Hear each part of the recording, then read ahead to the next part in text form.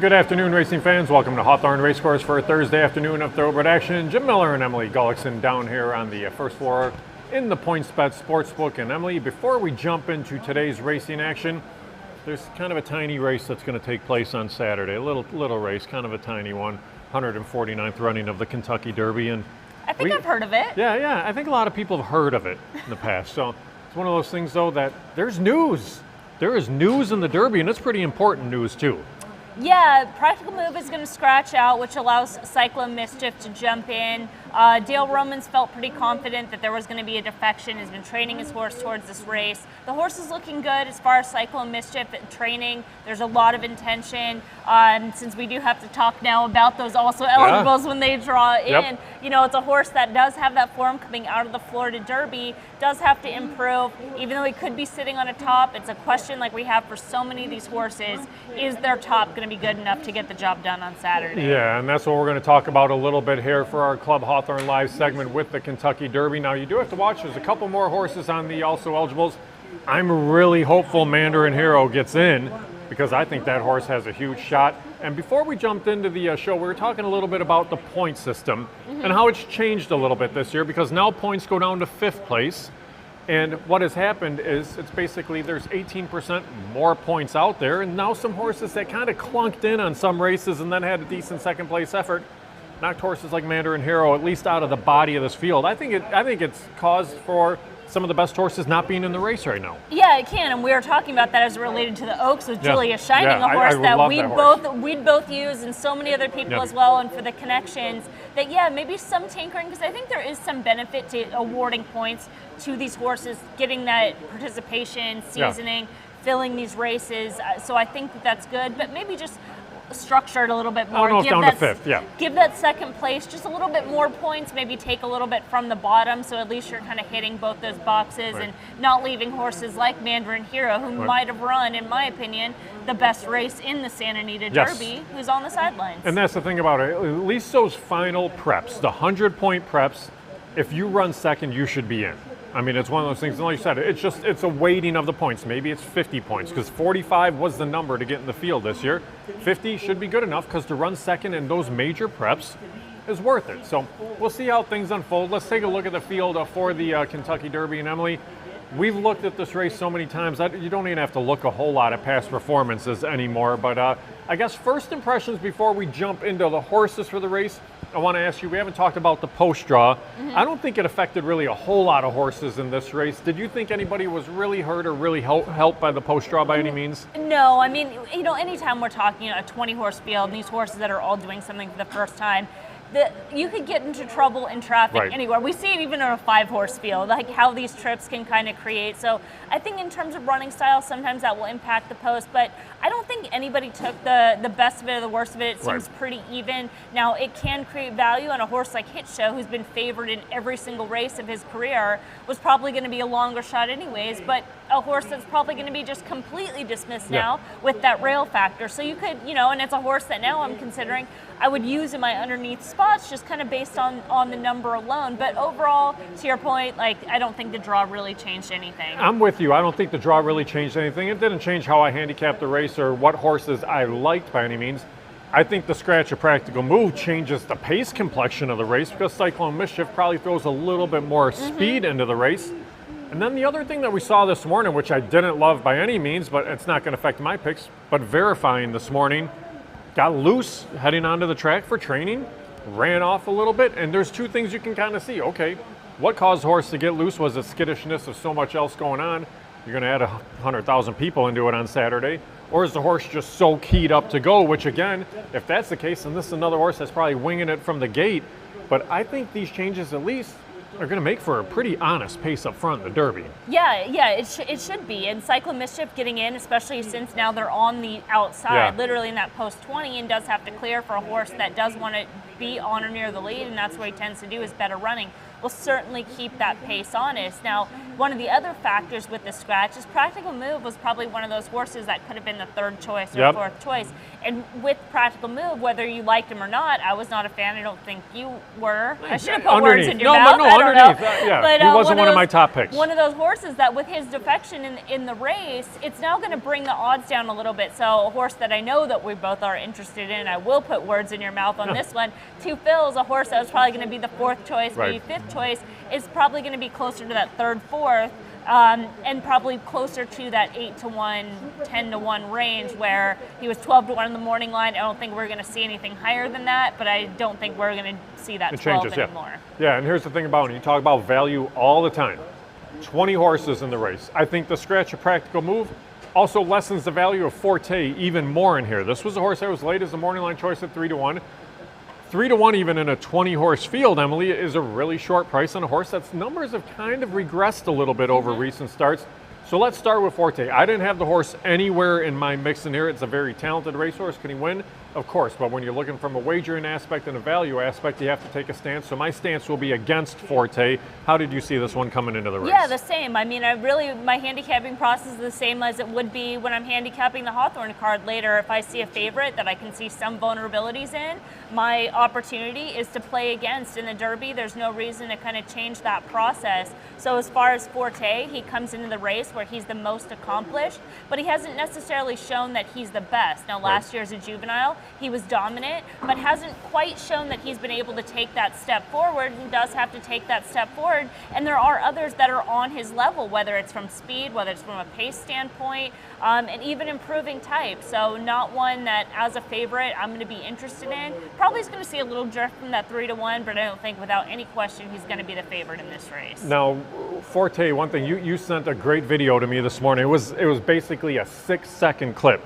It was Forte just kind of galloping along, and then all of a sudden it was like a stumble and a spinning of the wheels, and that can be important because some horses handle tracks or surfaces better than others. Some people will take absolutely nothing of it. It's something that I don't love by any means to see, and it kind of almost seemed like they got the horse off the camera right after that too. Yeah, I think there was another worker at the time, but it went pretty quick. And it's just one of those things where you just want to notice changes, right? Yeah. So you mentioned like with verifying, the horse is probably fine. With Forte, the horse is probably fine. But it's any type of changes, Tell Me No Lies in the Oaks was another one that got loose.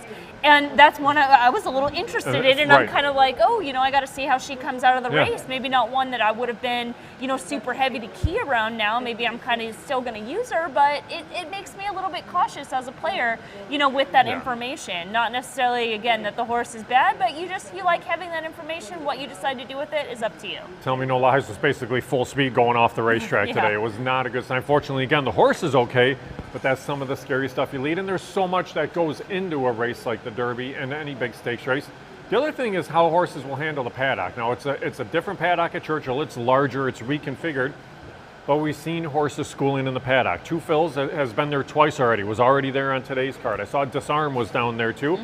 That's important because, again, you have a little bit bigger crowd right now, and it's the crowd in the paddock. It's the noise when you walk out of the tunnel. There's so much there, so I like seeing these horses that are kind of cool, calm, and collected also. Yeah, and that was one of the things that Disarm is a horse I really had a hard time trying to figure out what to do with, and I ended up upgrading, and so listening to some of the interviews from the trainer. I'm not necessarily one that wants to hear, the horse is doing great, it's the best horse of all time, but you can kind of pick out certain things, and one of the things that Steve Asmussen was saying about the horse was that he hasn't really found like his focus when he's on the racetrack. And being out at Keeneland kind of lost his race a little bit, lost his focus a little bit. So I think having that experience, and that was according to the trainer as well, getting that experience at Keeneland, doing the extra schooling here at Churchill Downs, of course that those connections are all familiar with, those things can make a difference. And also, again, it's like that learning experience. You start to learn, okay, our horse does kind of start to lose focus a little bit. Let's give him a little extra practice,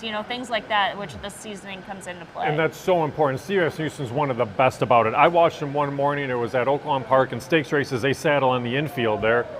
Right after training was over, he brought stakes horses over. He was walking them over himself and standing there. And it's not just, walk and get familiar. You're going to stand here for 20 minutes, half hour, and just kind of take in what the routine's going to be. So the meticulous effort that you see out of some of these guys is insane, but Steve is one of the best for that. So it's very cool. Now, we talked about Forte. The other horse that's probably going to take a lot of action is Tapit Trice. Now, Tapit Trice is a horse that I've been kind of back and forth on. I thought the horse had no shot on the backside of the Tampa Bay Derby to win that race, and the horse ended up emerging clear. Then I thought the horse ran a pretty good race in the Bluegrass, but we don't know what Verifying is. I think Verifying's okay, but I hated what I saw this morning. So again, from a value standpoint, I don't think we're going to get much value on Tapit Trice. No, he's not a horse that I'm going to completely dismiss off all my tickets, but he's certainly not one I'm going to key around. I'm going to use him in those. I'm probably not going to have any use for him in the top spot, but as far as like those underneath, and again, won't be a horse I'm going to key, but I'll be in some combinations with some others, just for that fact that he just is he's kind of grindy, so it's like there's no reason that that distance is going to be, it's going to be better for this horse. Luis Saez is an aggressive rider. They can look like they're out of the race and then all of a sudden just find themselves there. And that's the type of horse to me that at least I want to have some assurance on, because even though I don't like him and the way that he plots, the way that he's coming in the race, number-wise, his running style, it would be against the data to say this horse can't run in the number. I'm kind of like you. I think I'm going to use him underneath in the gimmicks. I mean, use him underneath in tries and supers for sure. We'll see. I don't know if I can put him into the exacta or not yet, but we'll just kind of see how things unfold. Because again, there's more speed here, especially with Cyclone Mischief drawing in the race. All right, let's get the two fills, because both you and I, people are going to say it's the Homer racehorse, it's sentimental, and that a little bit. Yes, of course, there's always some sentimental selections in here, but here's the thing. He's a legitimate racehorse, too. He's posted the highest buyer speed figure coming into the race. People are going to look at that. I think Two Phils has a big shot. Absolutely. I mean, we go through the same process, assessing favorites, assessing horses. Is the horse fast enough? Yes. Is he class tested? Yes. Is he in good form? Absolutely. You saw his work here. You see he's improving speed figures with each race. Does he have the right running style? Absolutely. He checks the boxes. So, you know, obviously I'm rooting for him here, but it being the local horse, but it also just, even if I was still living back in Arizona, I would look at this race and say, this horse is tough to dismiss. I mean, he has everything going for him in this race and seems like a legitimate horse. And here's the cool thing about it. He already has the benefit of winning over that Churchill track in the street sense. So it's not like he had to go there early and train. I love that they kept him in his routine. Training here, being in his barn, being around the horses he's normally around, the people he's normally around. 2 trips to the paddock, the school at Churchill. He's looked really good on the backside in that.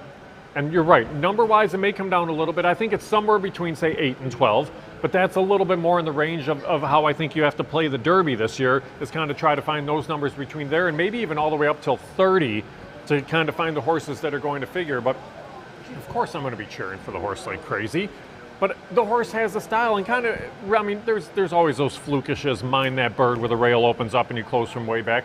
But really, honestly, I think at the top of the stretch, you kind of have to be in striking distance. Say on the lead or within, say, 4, 5, 6 lengths. I think that the trip should at least put him right there in with a shot. Yeah, exactly. His running style fits. There's a lot of confidence. Jareth Loveberry knows this horse. He's very proud of this horse. The connections, they get along great. Having that chemistry is so key with horses. And yeah, and you mentioned, you know, the fact that they've kept him in his routine and training here and then shipping over. And I think it's a benefit of the proximity. I mean, we talk about it. It's not that far of a trip to go from here there. They were able to van. And I know me personally, it takes me a lot longer to acclimate when I fly versus if I have to drive somewhere that's close. So I don't really see that as a negative. And again, especially having that benefit over the course and a win, that's key. And here's the thing about Two Phils. All right, you look at it. Last summer, maiden break at Colonial. Then you go to Canterbury. Then you go to Keeneland. Then you go to Churchill. Then you go to Fairgrounds. The horse is familiar with the travel, too. It's not one that was just based at one track the whole time, and then all of a sudden it's that ship. So Two Phils, definitely a horse that we both like. Now, the 4 Confidence Game was a horse that you tabbed back in the Rebel, and the horse ran a huge race there. If it rains, of course, Confidence Game moves up, but I don't know if Confidence Game necessarily needs it to rain, as this is another horse that's won over this Churchill track, and I think you're going to get a big price. I think you'll get 20 to 25 to 1 on Confidence Game, don't you? Yeah, one of the questions I had last night at the seminar was what about the rain, what about the weather, and really going through this field as a whole. I'm not upgrading or downgrading any horses in this race because of the weather. I mean, wet tracks, for some reason, as handicappers, we'll all just bunch them in as like, oh, this horse has run well over a wet track, but it's like, there's so many varying degrees of a wet track, where you are on that wet track, how much standing weather, was it raining at the time, was there also wind, was there, you know, Was the horse in the right part of their form cycle? You know, did Yeah. the horse, I mean, the horse fit regardless of what that track surface was. Right. So a horse like Confidence Game, I think he's going to be one of those other horses that's going to be on or near the lead. Going into the Rebel, I thought that's where he'd be because his prior two races, actually the race I keyed off of, well, he was coming out of a productive race, but the real race that, as an individual, I keyed off of was his front-running allowance win at Churchill Downs, where he was very game, wouldn't let horses pass, and his other win had been on the lead. So I'm like, you know, he has that good race in him, but is it his only good race is when he needs the lead? Right. Now the pace kind of developed in the right way for him to sit right off in the Rebel, and he was able to get the trip. But coming back off the layoff wouldn't be necessarily a concern if he was already kind of the fastest horse in the Right. race, but he's got to come off the layoff and run a race that he has not run yet. He's got to run even faster, and then he's got to get the trip. And, you know, he's giving up recency. So a long shot in this race, if you want to get creative and make the case, again, for all the points I just brought up, those are the reasons, and I just couldn't get there. I didn't use them either. So Yeah. that's the thing. Now, there's 2 lightly raced horses in the field, the 6 Kingsbarns and the 8 Mage. I'm going to treat them both similarly, and I'm going to toss them both, only for the fact that each have only 3 lifetime starts. Again, both talented racehorse. Kingsbarns wired the field in the Louisiana Derby. Mage ran a really good race in the Florida Derby. The question is, did Mage improve that much, or Forte regress a little bit, or a combination of the two? Maybe. But again, you talk about 110,000 people, massive crowd, only 3 lifetime starts. They've never run in front of a crowd this big. That's something that I take into regard with lightly raced horses. Do you as well when you're handicapping? Yeah, in general. I mean, I think you're doing anything something new, right? You can even say for Mage, I mean, all of his races are at Gulfstream Park. Does Right. Gulfstream Park form always transfer? As far as Kingsbarn, the spots that he's been in, the way that he's won, he's had extremely favorable trips and beat softer fields. So both those horses, they're untested. Yeah. And as you mentioned, they're both horses. They didn't race at 2. They're lightly raced 3-year-olds. So there's some reason why they didn't race at 2.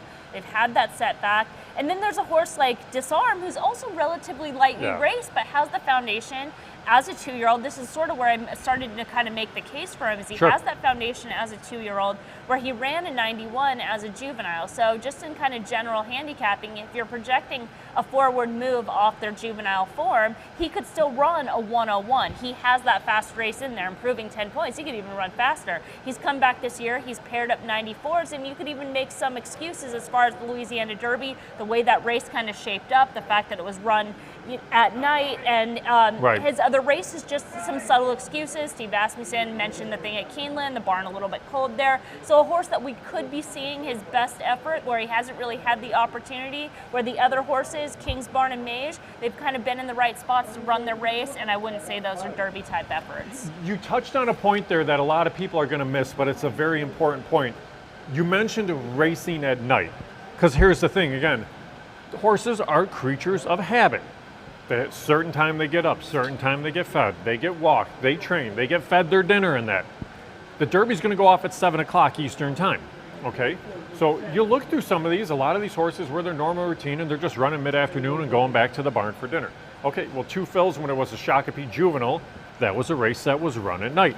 Kingsbarn is basically a race that was run at the same exact time as about what you're going to see for the Derby.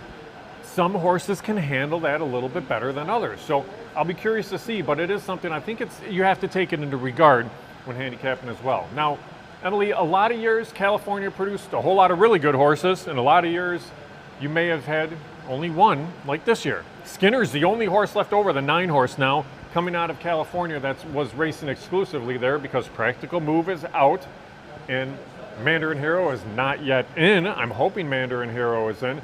But let's talk briefly about the 9 Skinner, because you talk about kind of the wise guy horse. This is the horse that I see popping up in a whole lot of people's feeds. It's like there's 2 horses I've seen, Skinner and Angel of Empire, and we'll get to Angel of Empire in a minute. But these are like the 2 names I see all over the place. Yeah, I've kind of seen the same thing. I mean, Skinner's always been a very good horse. You can go back to his debut race, which was sneaky good, even though he finished 5th that day, and then went automatically into Graded Stakes Company, which isn't necessarily a move for John Sheriffs. Right. Then he had, you can excuse the American Pharaoh as far as the trip. It wasn't the right ride. He was wide, the layoff that followed, and all he's done this year is progress as far as his numbers, as far as his ability to handle Graded Stakes Company. He comes out of the race that with Practical Move, the winner in the Santa Anita Derby, and Mandarin Hero, where their top 3 were together at the wire.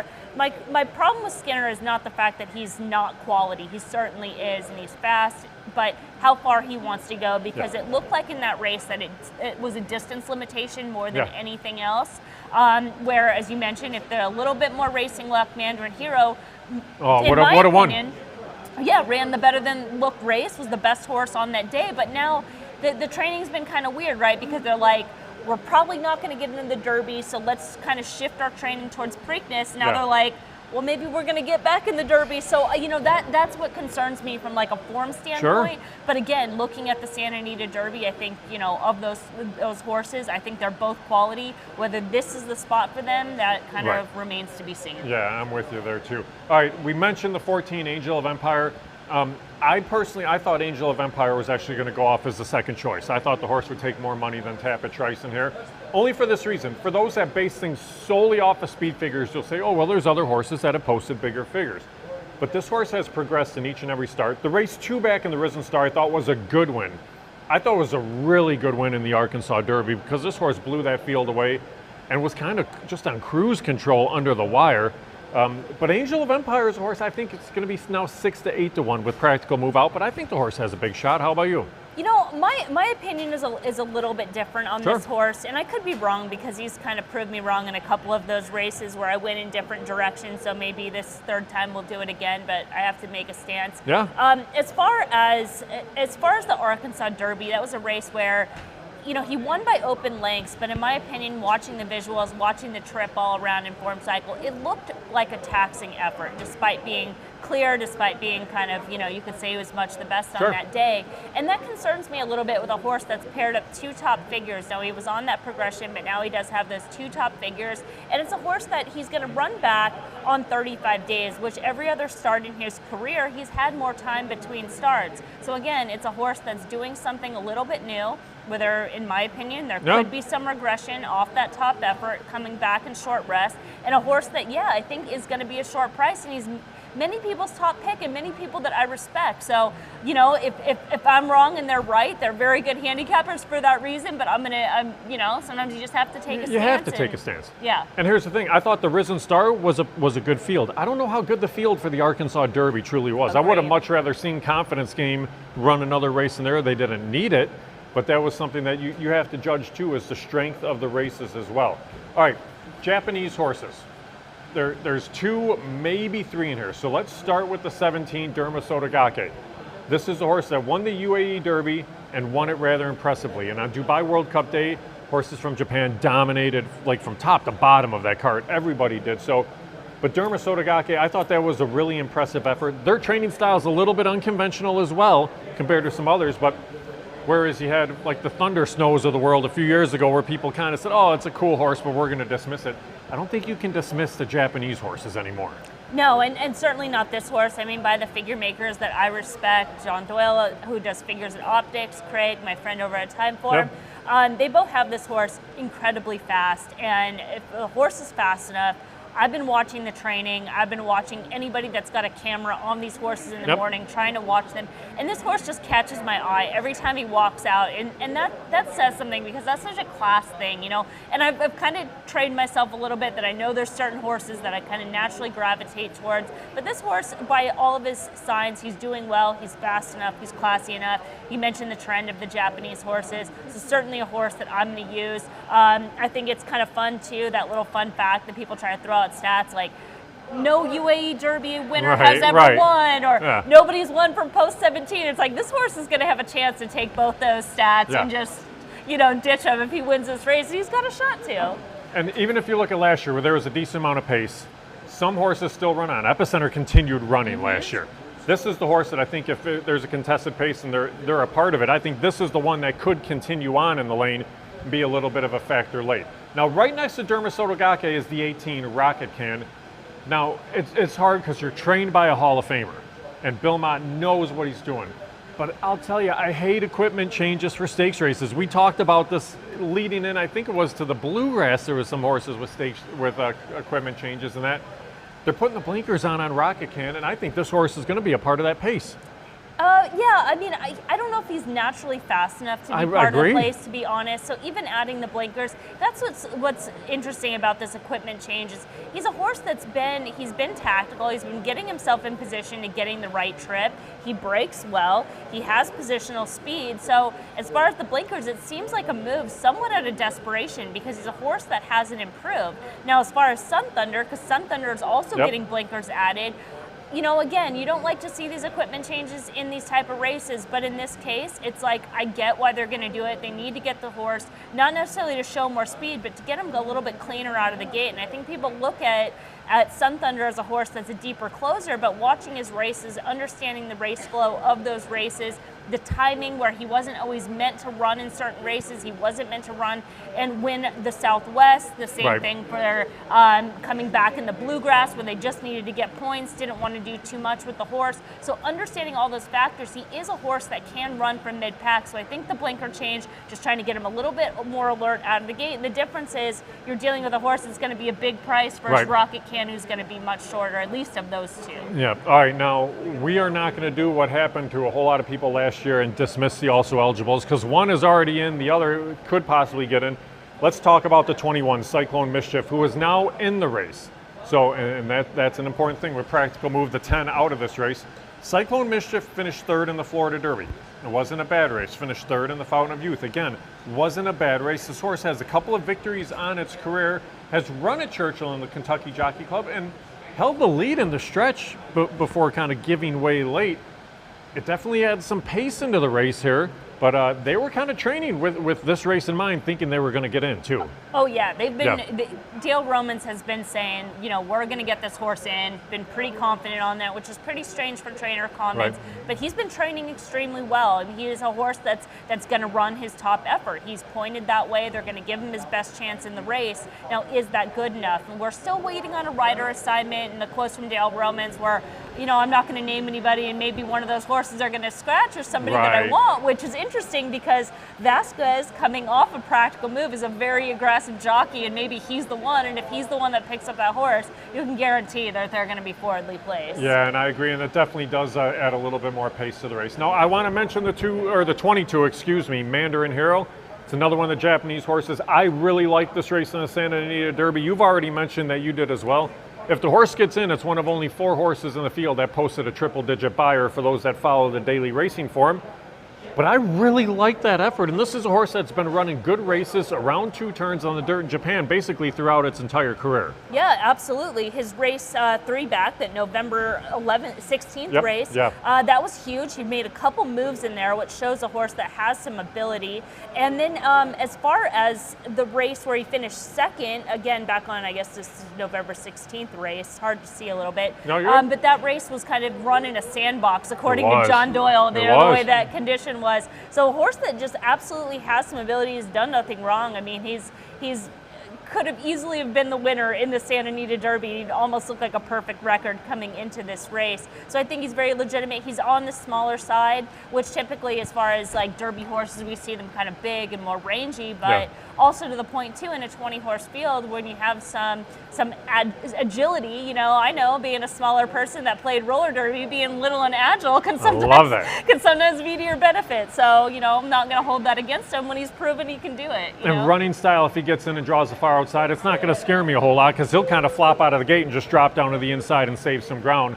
But I really am hoping this horse gets in because I will use it in the mix. All right, Emily, your Derby horses, and we're not going to talk about wagering on the race because you and I are going to be out at Crazy Pour on Saturday, and we'll talk about how we're going to wager on the race. But we want to see the odds in that too and kind of see how things unfold and make sure there's no more defections. But give me, say, 2 or 3 or 4 horses that you're just going to kind of focus on and keep an eye on for the Derby. Yeah, I mean, I'm sure it's pretty clear when I'm talking about these horses. I mean, 2 fills is a big key for me. I think that there's a way I could even make my own value line where I'd have him as kind of the shortest odds, the favorite, the horse to beat, because again, he just checks all the boxes. So I'll be using 2 fills as the quote-unquote A horse in here, but those other horses that I'm going to use at prices with Disarm, number 13, Sun Thunder, as well as Derma Sotogake definitely using.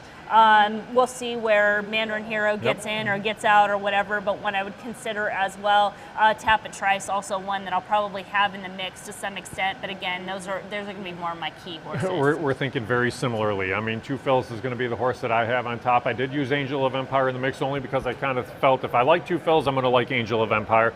The Japanese horses for sure, two of them. Two, and not Continuum, I'm not using that one, but Derma Sotogake, I will use Mandarin Hero if they get in. Tapit Trice I will have in the mix as well too. So see how things unfold. Let's see if there's any more defections. Scratch time is tomorrow morning. So last year Rich Strike got in with about 5 minutes to spare. So a lot can still change. Make sure you follow your feeds, your social media feeds. Check the Racing Forum, Blood Horse, whatever website you use for racing. And hopefully they can have some luck there in the Derby, Emily. All right, we don't have a ton of time for the Hawthorne card, but we're going to fire through this card. 29 minutes to post for the opener. It's beautiful out today. Sunny skies, fast track. We're just over a week away from the start of turf racing here at Hawthorne 2, which is going to be very exciting. First half of the card got hurt a little bit by scratches, but not bad. One scratch is huge in a race that we'll get to. But the second half of the card is a great late pick four sequence. So when we get to that, we'll dive a little bit deeper. But in the opener, Emily, we should remind everybody 12% takeout on win, place, and show is very, very important here at Hawthorne. I thought the first race on the card here was extremely tough because you could go so many different ways. So many horses are in with a shot. I know you actually gave a little bit of focus to a horse on the outside, I believe. It's sitting at 7-1 right now in the 6th Tapit Sam. I couldn't dismiss any horse in this field. Yeah, a lot of these horses are coming back from the April 20th race, and the complexion of that race changed when number 1 Triple Chrome wasn't prepared in the gate, missed the break, was one of those horses supposed to be forwardly placed. So everybody was kind of taken out of their run style. Now, as far as Triple Chrome, looking at him prior to the race, it didn't really seem like it was his day. It certainly wasn't in the gate. He's currently the favorite right now, so one I'm going to be looking at visuals. But I thought as far as those horses coming out of that April 20th common race, Tapit Sam was the one that was kind of most impacted by the way that race shape played out and has some upside. Yeah, it definitely changed the pace complexion of the race for sure. I thought Ironman Richie ran a decent race in there. I actually thought that horse needed a little bit more pace to chase as well, and it all changed again. Triple Chrome, and just unprepared at the start was basically what it was just kind of tossing his head around, and then the gates open, and he stood straight up. So it was unlucky more than anything, but I expect the horse will run a little bit better in here today. Race number 2, we're going to scratch the 4 Chopper. This was the big scratch that I was talking about because Chopper is speed and go. It completely changes the complexion of the race. It moves up a horse like Wildwood Secret, I think, quite a bit in this spot. Yeah, I thought Wildwood Secret actually had the advantage of being kind of the speed of the speed in here over Chopper, and now it certainly creates a pace advantage for him in this race. That's really going to be kind of his race to lose. I mean, he's able to make the front end, for sure. especially if we kind of see how the track plays today, but could have that pace advantage in here, which would be tough, which, changes a little bit because there was a case to be made for some of the others, but now Wildwood Secret should have that pace advantage. Yeah, distance is interesting in here. Barefoot Bootlegger 1 3/4 of a mile in that last out. I don't know if the horse can get up at 5.5 furlongs, so we'll see how things unfold. Hatchet Creek, I thought ran a decent race in that last out. They didn't race on Lasix in that spot, and they don't race on Lasix here today, but I thought that wasn't a bad effort by any means. But again, pace complexion changes completely now. Chopper out, Wildwood Secret has to be cruising on the front end. Well, you can even, when we talk about how that changes it, Barefoot Bootlegger going out last out in that April 16th race, he moved up by default because remember all those scratches when we did the show, we're like, we kind of have to pick him now because he's the best horse just based on the complexion of this field. So keep that in mind when you see that running line. He kind of got the best of it from that. Oh, yeah. A horse like Devil's Rule, another one to maybe keep an eye on, might have the right complexion today, but one that should move up getting back to a sprint. Yeah, I would think so as well too. All right, race number 3 on the card. Scratch the 1, a Rain Attack. We go 3/4 of a mile. Illinois made an allowance runners in here. That horse wasn't going to affect my handicap in the race a whole lot by any means anyway. It's a field of 5 now. Sometimes you just have to settle for the best horse. Be My Bestie is probably just the best horse in this race. Yeah, absolutely could be. I think there's 3 horses that probably want to be on or near the lead, which is maybe the 1 reservation or 1 challenge for Be My Bestie with Freedom Attack and Go On Girl that are likely to keep that pace honest, the 2 and the 3. But as far as Be My Bestie, I think she is the best of the speed, maybe even the best of the race. If they do heat up, Cowgirl Frankie, who wasn't asked for much run last out with a big gallop out at FanDuel, could come running on late. But I agree with you. I think Be My Bestie is the the horse to beat in here. Yeah, one medication note, the 2 Go On Girl does race back on Lasix today, so that's something for those of you handicapping there. But yeah, sometimes the favorites win, and I think Be My Bestie is going to be one of those favorites that does win. Race number 4, Scratch the 4, Looking Salty again, a horse that I don't think was going to be a big factor in here, 6250 maidens, but Brian Cook has another one in here in Wicked Surprise, who I did think was going to be a factor. I guess the question is today the day, though, for the 2, Stan the Cameraman? Well, they could have another pace advantage. We Yeah. could be looking at that in this race. I mean, the real question with Stan the Cameraman, his last 2 races, put him in a contender spot for this race, and his early speed gives him that pace advantage to make him a contender. I'd say if any concern, is he going to be a little bit over the top off those 2 big efforts, because there was some subtle regression last out despite being the best of the speed, despite being against the flow in that race. So if he doesn't get it done today, maybe he's a little bit vulnerable next Right. out, because this should be the spot where he has the pace advantage and has those things on his side. It really should be now, and the thing is, when I handicapped the race, I handicapped it with Looking Salty still in, just because I thought that was the other horse that could supply a little bit of speed to the Yep. race and a little bit of pace, and I went to the other Brian Cook horse, hoping there was a little tactical thoughts in there that Brian was Right. putting the 2 in to have the 1 sent after the other. Wicked Surprise, I'll still stick with in this spot, but I think Stan the Cameraman moves up, and I think the price is actually going to move a little bit shorter as well there in race number 4. 5th race on the card, we go 3/4 of a mile, $15,000 maiden claimers in the 5th. You get a field of 7 to line up in here.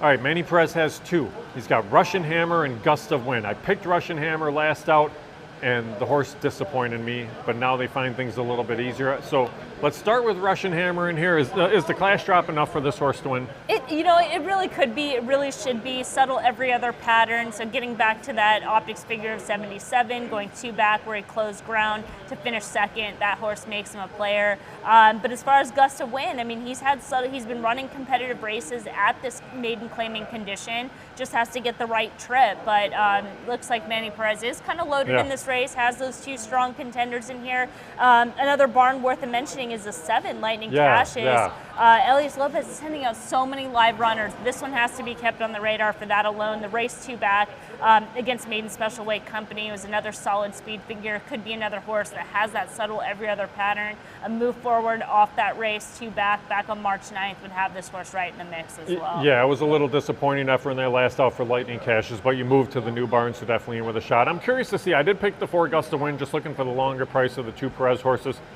Emmanuel Giles rolled both of these though in their last out. I'm guessing they had the choice and probably chose Russian Hammer in here, but I will go with Gust of Wind. Alexis Centeno did ride this horse 2 back, and the horse ran a pretty respectable race, just searching for a little bit more of a price, a little bit more of a value than anything else there in the 5th. 6th race on the card starts at 50-cent late pick 4 wager in there. We go 1 mile and 70 yards, conditioned to $5,000 claimers in this spot. And Emily, I had a tough time with this race. I ended up picking Cougar on top just because I thought that was the only speed in this field.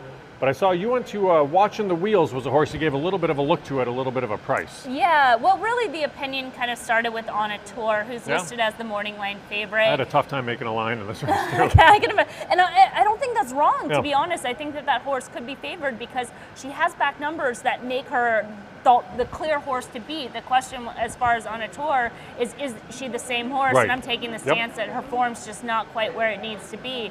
As far as Watching the Wheels, she's going to have to improve. Not always the best gate horse, but as far as those visuals, I thought there's a little bit more for her to show. It was a sneaky close in that 5th place finish, and sometimes these horses with kind of that dirtied up form lines, if they run a big race and they're going to get it at the right price, this is the time, because if they run a big race and they finish 2nd, they're going to be 5-2 next out. Right. So at least this would be the time to take a shot at 10-1. And then, as I'm mentioning, On a Tour, the same barn will send out weekend passes. A horse, as you know, I've talked about many times on here, who is a deep closer, needs the right pace to close at, but could have pace in here. We'll have to see how it stacks up. Cougar could be the speed of the speed. Her Golden Line could press. But yeah, again, I can see why you had a tough time. This is a tough race. You can make a case for so many. Yeah, it's a really tough race. And the good thing is you get to watch and see how the track's playing as well, too. Because, again, I think the pace will be relatively slow up front. Although you never know, because her gold mine was kind of out there, but it was a slow pace in that last one that her gold mine was out there as well. But I will go to Cougar on top there in the 6th, just kind of hoping that the horse can wire the field. 7th race on the card goes 3/4 of a mile, 25 claimers, non-winners of 2 races lifetime. From this field of 7, you and I ended up on the same horse. It's a barn you already talked about, is off to a great start, but Elias Lopez has the 3, Free Love in here. The horse ran in Mahoning Valley in that last and really didn't have a great race after showing a little bit of speed. That was also going a mile, though. Turn back and distance today should help. Yeah, this barn also uses kind of sneaky patterns, and off the visuals in there, it didn't seem like the horse was very well met. They went out and duel with a long shot. They went a very fast second quarter. Yep. The rider wrapped up after losing ground. Just from a visual standpoint, it looks like a horse that's one turn. They've kind of had this horse prepped at other circuits and come into Hawthorne extremely live as can be. So if that's the pattern here, Free Love looks extremely live. And the barn also does have Dessert First, one that's going to come from off the pace. It's worth a mention because cagey barns just can do some cagey things, and let's keep them both on the radar. And the thing about it with Free Love, you make a great point. Okay, if this horse were dropping out of that allowance race in for 5 or 10 or 12.5, it would be a different story. Think, oh, is there something physically wrong? They're going to a 25 now too. I think this is just a spot to go out there and get a win. And I don't mind if a horse if it's not their day, I don't mind a rider wrapping up on the racehorse. Come back for your next start out and go back there and get a good effort. The horse now gets to come back in 3 weeks off that last out. Yeah, so I didn't mind that by any means. I'd much rather see that every day. Just come back to fight another day. So I'm with you on Free Love in race number 7. In the 8th, we're going to scratch the 3. That's Weller Rouge. So we have a field of 8 to line up in here. 1 mile and 70 yards in this spot. I made Unified Dreams the favorite in here and did look to this one on top. I know you were looking to a couple of horses at a little bit better prices, which I completely understand in a field like this. So who were some of the horses you focused on in race number 8? Yeah, no, I started with Unified Dreams as the favorite, and I think this is the horse to beat. They just ran a very taxing race when they were lone on the lead back in that March race at the fairgrounds. Now they have been given the 43 days to recover, so that's a positive to get back to a top effort. And back at a top effort, Unified Dreams should be able to get clear and should be able to wire this field an extremely legitimate contender. Now, if they still have some of that regression in them, not quite there on the day, looking at some other horses that could pop up. Number 8, Ben Dreamin', just the most recent maiden winner out of Oaklawn Park, but has some seasoning. Those races come up salty. They're pretty tough. Connections want to win. And same with Midnight Royal. This horse had a very sneaky trip here back on April 20th in Allowance Company, saved ground. It was a big closing run, huge gallop out. And it was a very windy day where it was tough to pass, so I upgraded that all around. 2 horses at a price, while recognizing Unified Dreams is pretty solid. And I also thought there was a little bit of class change that made number 6 Highbrow and number 9 Path to Success, horses I kind of wanted to shift away from, which again kind of put me towards some of those other horses. The Joel Byrne Barnes had a very good meet thus far too. They had a big winner there in the finale on Sunday's card, and Midnight Royal will be a decent price also there in race number 8. In the finale, Jackpot I-5, that carryover $40,720 field of 8 in the last maidens. They go 2 turns in the finale. John Wainwright has sneakily had a good meet as well too. 9 of his first 16 starters have found the board, and nobody seems to take a ton of action. But Merlotti, I think, could be a horse that on that stretch and distance could be a little bit of a factor here also. Yeah, absolutely. I thought this horse ran, we talk about running the best race in there and not getting it done. Finishing 4th that day was probably the best horse in the race. Just had everything go wrong in that better than looked effort, braking slow, making a move, was in traffic, closed ground late. Just everything that went wrong did. So competitive back under similar conditions. Now this is a tough race, but Merlotti has a big look off that race and off the progressive form. Yeah, it's interesting. Julio Felix was actually riding at Belterra today when I was looking, so it's one of those things. He's not back aboard the horse there. Abel Lascano picks up the mount. We talked about some Jimmy DeVito runners. You just mentioned one last race. He's got the 4 Winnemac Avenue in this spot. The DeVito horses you're going to start seeing more and more as these horses are coming in from the end of the Oaklawn meet. Oaklawn form can transfer over here, and even Oaklawn poor form can transfer over here because that's such a competitive meet. This horse should be pretty tough too. Yeah, I agree. I think the circuit change moves this horse up. I mean, speed figure wise, they have been progressive in those races, just not quite on the level of the Oaklawn Park horses, so should be in the right spot on this circuit. Another horse I wanted to mention, because this is one that actually came up on Club Hawthorne Live when we were watching the Tampa race, was the 5, Even the Win. And I made You mentioned it that day. Yes, I did, because going back to that debut, it was so sneaky good, and I was like, this horse is going to run a huge race, and they did, just not quite good enough. And then on the show, you're like, this is an Illinois bred. I wonder if we're going to see him at Hawthorne. And then when it was in the entries, I was like, there's that horse, as expected, to run on this circuit. And the question could be, all right, is this a start that gets you ready for turf in a few weeks? Maybe. Yeah, it could be. I mean, This horse has ability, but yeah, you're right. It could be a prep for turf, but I give this one a look because that debut was sneaky good, improved in that second start, could step up on this circuit as well. Yeah, it could step up for sure. So a really good 9-race card today here at Hawthorne. Again, a reminder, 12% takeout on win, place, and show wagers here. 15% takeout on pick 5 and pick 4 wagers. Emily, 15 minutes to post for the opener, but you're going to be down here throughout the course of the day. Let's talk again for race number 4. That sounds good. All right, good luck to everybody with your selections. Horses will be heading to the paddock momentarily for the opener.